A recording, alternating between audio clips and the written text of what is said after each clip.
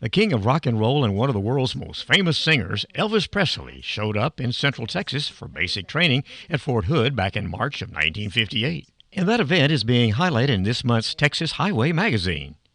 With his celebrity status, Elvis could have dodged the military, or at least fulfilled his service by performing for the troops.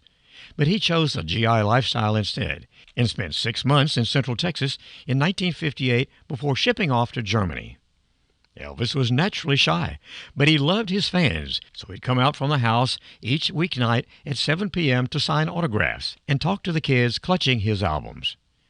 Then, as Elvis did many times over those 6 months, he made the 60-mile drive to a house at 2807 Lasser in Waco, the home of Elvis's DJ friend Eddie Fidel, who met the singer during one of his barnstorming tours of Texas in 1956. Fidel built an addition onto his house for the Elvis to come to when he visited his weekends in Waco. One night, Elvis wanted to go to the movies and see his friend Nick Adams in No Time for Sergeants. Fidel called the manager of the movie theater and let him know that they'd like to sneak Elvis in the back. But word got out, and Elvis's black Cadillac was mobbed outside the theater. He and his entourage had to settle for milkshakes at the health camp.